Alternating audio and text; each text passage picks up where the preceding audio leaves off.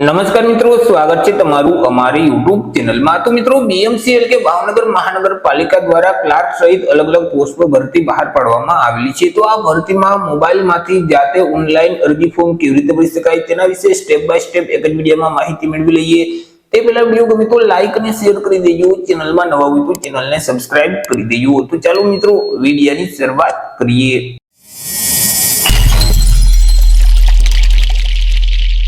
તો સૌથી પહેલા તો મિત્રો, તમારે તમારા મોબાઈલમાંથી કોઈ પણ એક ઇન્ટરનેટ બ્રાઉઝરને ઓપન કરી અને ત્યાં સર્ચ બોક્સમાં ટાઈપ કરવાનું રહેશે ઓજાસ। હવે જેવું તમે ઓજાસ ટાઈપ કરી તમે તેને સર્ચ કરશો એટલે તમારી સામે આ મુજબની એક સ્ક્રીન ઓપન થઈ જશે કે જ્યાં ઓજાસની ઓફિશિયલ વેબસાઇટ તમને સૌથી પહેલા જોવા મળશે, ojas.gujarat.gov.in।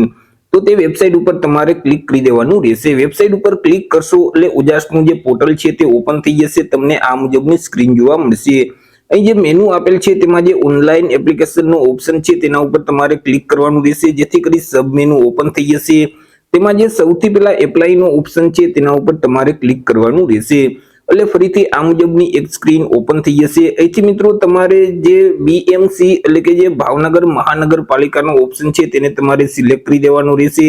જેવું તમે બીએમસી નો ઓપ્શન સિલેક્ટ કરશો એટલે ભાવનગર મહાનગરપાલિકા દ્વારા જેટલી ભરતીમાં અરજી ફોર્મ શરૂ હશે તેનું એક લિસ્ટ ઓપન થઈ જશે। તમને આ મુજબની સ્ક્રીન જોવા મળશે। હવે મિત્રો, અહીં તમામ પોસ્ટમાં અરજી ફોર્મ ભરવાની રીત સેમ જ છે। તમારે જે પોસ્ટમાં અરજી ફોર્મ ભરવું છે તો તેની સામે જે એપ્લાયનો ઓપ્શન છે તેના ઉપર તમારે ક્લિક કરી દેવાનું રહેશે। જો ભરતીનું નોટિફિકેશન તમારે ડાઉનલોડ કરવું હોય તો મિત્રો, અહીં જે ડિટેલનો ઓપ્શન છે નામની સામે તેના ઉપર ક્લિક કરશો તો પીડીએફ ફાઇલ છે તે તમારા ડિવાઇસમાં ડાઉનલોડ થઈ જશે। તો અહીં તમે છેલ્લે જોઈ શકશો જુનિયર ક્લાર્કની જે પોસ્ટ છે, તો આપણે જુનિયર ક્લાર્કની પોસ્ટમાં અરજી ફોર્મ ભરવા માટે અહીં તેની સામે જે એપ્લાયનો ઓપ્શન છે તેના ઉપર ક્લિક કરીશું, જેથી કરી ફરીથી આ મુજબની સ્ક્રીન ઓપન થઈ જશે। તેમાં અહીં તમે ફરીથી એપ્લાય નાવનો ઓપ્શન જોઈ શકશો, તેના ઉપર તમારે ક્લિક કરી દેવાનું રહેશે। હવે મિત્રો, ઓજાસના પોર્ટલ ઉપર તમે જો રજીસ્ટ્રેશન કરેલું હોય તો તમારા જે રજીસ્ટ્રેશન નંબર છે તે અહીં તમારે ટાઈપ કરી દેવાના રહેશે।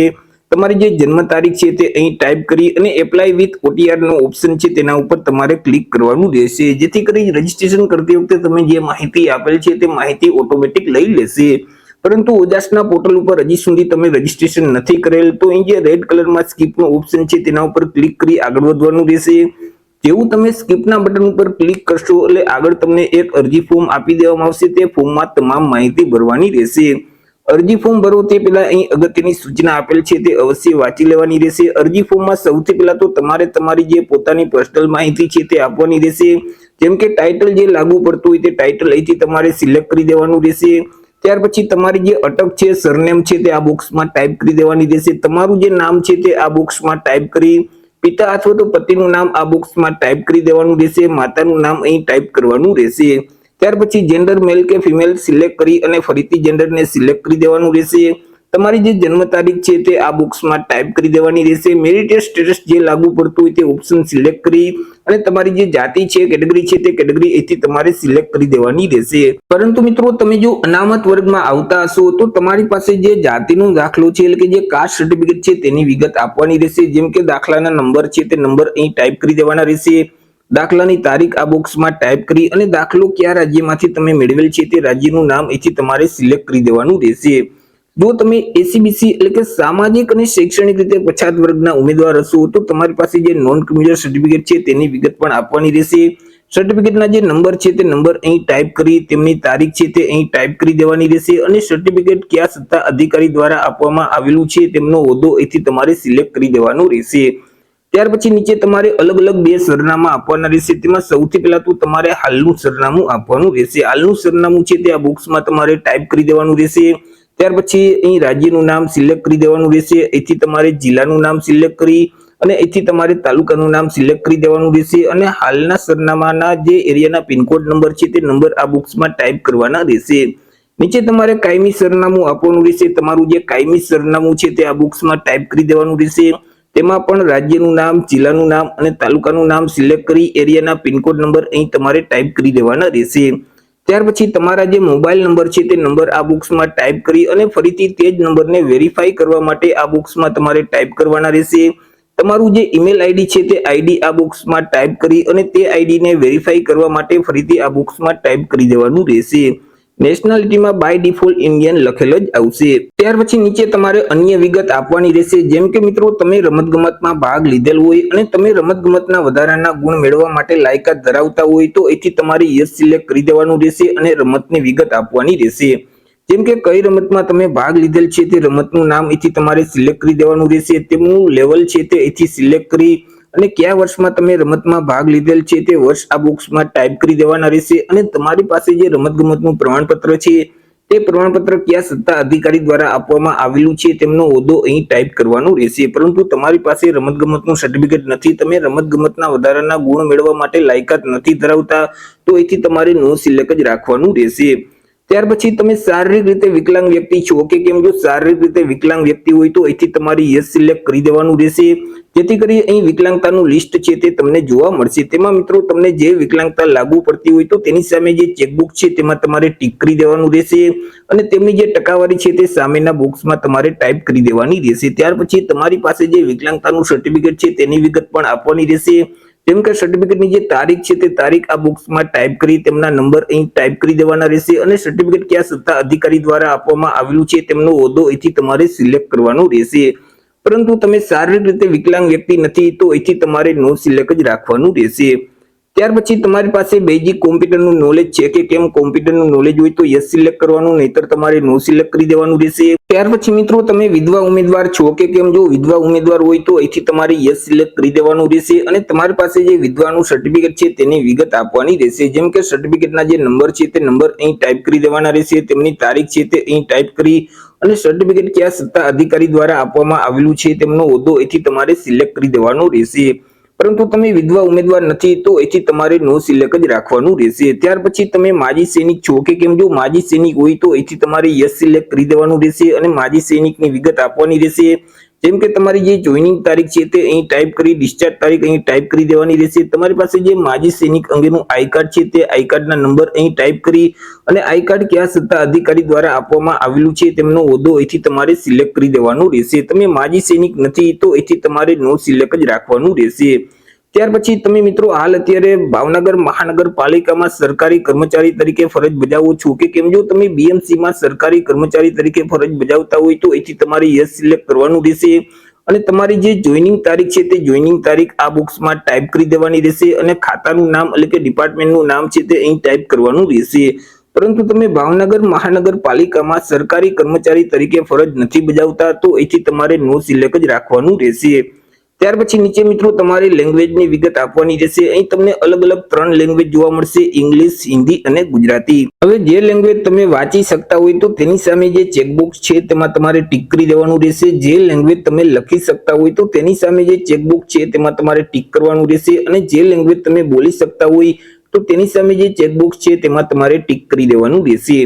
ત્યાર પછી નીચે તમારે એજ્યુકેશન ક્વોલિફિકેશન એટલે કે શૈક્ષણિક લાયકાતની વિગત આપવાની રહેશે। અહીંથી મિત્રો તમે જે ડિગ્રી અથવા તો જે કોર્સ પાસ કરેલ છે તેને તમારે સિલેક્ટ કરી દેવાનું રહેશે।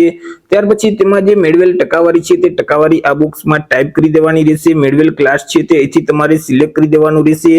ત્યાર પછી મિત્રો યુનિવર્સિટી અથવા તો સંસ્થાનું નામ છે તે અહીં ટાઈપ કરવાનું રહેશે। રાજ્યનું નામ અહીં ટાઈપ કરી પાસિંગ યર આ બોક્સમાં ટાઈપ કરી દેવાનું રહેશે। ટોટલ ટ્રાય નંબર અહીં ટાઈપ કરી અને છેલ્લી એક્ઝામ જે પાસ કરેલ છે તેમના સીટ નંબર અહીં ટાઈપ કરવાના રહેશે। નીચે તમને એક ડિક્લેરેશન જોવા મળશે, તેને વાંચી એક્સેપ્ટ કરવા માટે અહીં જે યસ નો ઓપ્શન છે તેને તમારે સિલેક્ટ કરી દેવાનું રહેશે। ત્યાર પછી સેવ નું બટન છે તેના ઉપર તમારે ક્લિક કરવાનું રહેશે। જેવું મિત્રો તમે સેવ ના બટન ઉપર ક્લિક કરશો એટલે તમારી અરજી સેવ થઈ જશે। તમને એક અરજી નંબર છે તે આપી દેવામાં આવશે, તે અરજી નંબર તમારે સાચવી રાખવાના રહેશે, કારણ કે હજી મિત્રો આગળ તમારે ફોટો અને સિગ્નેચર છે તે અપલોડ કરવાના રહેશે। ત્યાર પછી તમારે તમારું ફોર્મ છે તે કન્ફર્મ કરવાનું રહેશે। જ્યાં સુધી તમે મિત્રો ફોર્મને કન્ફર્મ નહીં કરો ત્યાં સુધી તમારું ફોર્મ છે તે માન્ય ગણાશે નહીં, ફાઇનલ સબમિટ થતું નથી। ફોટો અને સિગ્નેચરને અપલોડ કરવા માટે ફરીથી તમારે હોમ સ્ક્રીન ઉપર આવી જવાનું રહેશે। અહીં જે ઓનલાઈન એપ્લિકેશનનો ઓપ્શન છે તેના ઉપર ક્લિક કરશો તો સબ મેનુમાં અપલોડ ફોટો અને સિગ્નેચરનો ઓપ્શન જોવા મળશે, તેના ઉપર તમારે ક્લિક કરવાનું રહેશે। જેવું તમે તેના ઉપર ક્લિક કરશો એટલે આ મુજબની સ્ક્રીન ઓપન થઈ જશે। તમને જે અરજી નંબર એટલે કે એપ્લિકેશન નંબર આપવામાં આવેલા છે તે અરજી નંબર અહીં ટાઈપ કરી દેવાના રહેશે। તમારી જન્મ તારીખ અહીં ટાઈપ કરી અહીં જે કેપ્ચા કોડ છે તે સેમ કોડ આ બોક્સમાં ટાઈપ કરી ઓકે ના બટન ઉપર ક્લિક કરવાનું રહેશે। જેવું મિત્રો તમે ઓકે ના બટન ઉપર ક્લિક કરશો એટલે આ મુજબની એક સ્ક્રીન ઓપન થઈ જશે કે જ્યાં સૌથી પહેલા તો તાજેતરનો પાસપોર્ટ સાઇઝનો ફોટોગ્રાફ તમારે અપલોડ કરવાનો રહેશે। હવે તમે જે ફોટો અપલોડ કરો છો તે ફાઇલનું ફોર્મેટ છે તે જેપીજી ફોર્મેટ હોવું જોઈએ। ફાઇલની સાઇઝ છે તે 15 KB કરતા ઓછી હોવી જોઈએ। ફોટોગ્રાફને અપલોડ કરવા માટે અહીં જે ચોઈસ ફાઇલનો ઓપ્શન છે તેના ઉપર ક્લિક કરશો તો ડિવાઇસ ઓપન થઈ જશે કે જ્યાં તમે તાજેતરનું સ્કેન કરેલ પાસપોર્ટ સાઇઝનો ફોટોગ્રાફ રાખેલ છે તેને સિલેક્ટ કરી અપલોડના બટન ઉપર ક્લિક કરશો તો અહીં ફોટોગ્રાફ છે તે અપલોડ થઈ જશે। એવી જ રીતે નીચે તમારે સિગ્નેચર છે તે અપલોડ કરવાની રહેશે। તમે જે સિગ્નેચરની ફાઇલ અપલોડ કરો છો તે ફાઇલનું ફોર્મેટ જેપીજી ફોર્મેટ હોવું જોઈએ। ફાઇલની સાઇઝ છે તે 15 KB કરતા ઓછી હોવી જોઈએ।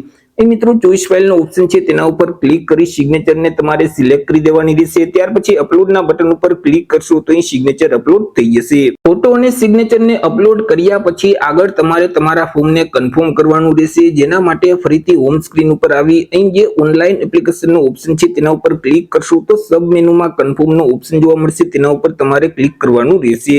જેથી કરી ફરીથી તમારી પાસે તમારી અરજીની વિગત માંગશે।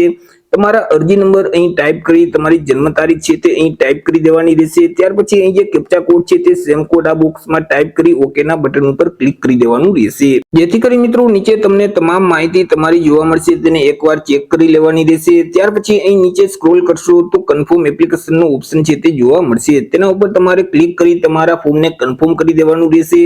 જેવું તમે કન્ફર્મ એપ્લિકેશનના બટન ઉપર ક્લિક કરશો તો તમારું ફોર્મ કન્ફર્મ થઈ જશે અને આગળ તમને એક કન્ફર્મેશન નંબર આપી દેવામાં આવશે તે નંબર તમારે સાચવી રાખવાનો રહેશે। અરજી ફોર્મ કન્ફર્મ કર્યા પછી આગળ તમારે ફીનું ચલણ છે તેને ડાઉનલોડ કરવાનું રહેશે। તેના માટે ફરીથી હોમ સ્ક્રીન ઉપર આવી અહીં જે મેનુમાં ફીનો ઓપ્શન છે તેના ઉપર તમારે ક્લિક કરવાનું રહેશે। જેથી કરી સબ મેનુમાં ઓનલાઈન અથવા પોસ્ટ ઓફિસ ચલણનું ઓપ્શન જોવા મળશે તેના ઉપર તમારે ક્લિક કરવાનું રહેશે। જેથી કરી ફરીથી આ મુજબની એક સ્ક્રીન છે તે ઓપન થઈ જશે। અહીંથી મિત્રો તમે જે પોસ્ટમાં અરજી ફોર્મ ભરેલ છે તે પોસ્ટને તમારે સિલેક્ટ કરી દેવાની રહેશે। ત્યાર પછી તમને જે કન્ફર્મેશન નંબર આપવામાં આવેલા છે તે નંબર આ બોક્સમાં ટાઈપ કરી દેવાના રહેશે। તમારી જે જન્મ તારીખ છે તે તારીખ અહીં ટાઈપ કરી અહીં જે કેપ્ચા કોડ છે તે સેમ કોડ આ બોક્સમાં ટાઈપ કરી અને પ્રિન્ટ પોસ્ટ ઓફિસ ચલણનો ઓપ્શન છે તેના ઉપર તમારે ક્લિક કરવાનું રહેશે। જેથી કરી ચલણની જે પીડીએફ ફાઇલ છે તે તમારા ડિવાઇસમાં ડાઉનલોડ થઈ જશે। તેની તમારે પ્રિન્ટ કાઢી અને કોમ્પ્યુટરની સુવિધા ધરાવતી કોઈ પણ જે પોસ્ટ ઓફિસ છે ત્યાં જઈ તમારે અરજી ફી ભરી દેવાની રહેશે। તમે જે અરજી ફોર્મ ભરેલ છે જો તેની તમારે પ્રિન્ટ કાઢવી હોય તો અહીં જે પ્રિન્ટ એપ્લિકેશન ફોર્મનો ઓપ્શન છે તેના ઉપર તમે ક્લિક કરશો તો ફોર્મની પીડીએફ ફાઇલ છે તે તમારા ડિવાઇસમાં ડાઉનલોડ થઈ જશે। તો એ રીતે મિત્રો જે બીએમસીએલ કે ભાવનગર મહાનગરપાલિકા દ્વારા અલગ અલગ પોસ્ટો ભરતી બહાર પાડવામાં આવેલી છે તેમાં તમે જાતે જ ઓનલાઈન અરજી કરી શકો છો। તો આશા રાખું છું વિડીયો પસંદ પડ્યો હશે। વિડીયો પસંદ પડ્યો હોય તો લાઈક અને શેર કરી દેજો। ચેનલમાં નવા હોય તો ચેનલને સબસ્ક્રાઇબ કરી દેજો। તો મળીશું એક નવા ટોપિક સાથે એક નવા વિડીયોમાં। ત્યાં સુધી જય હિન્દ, વંદે માતરમ।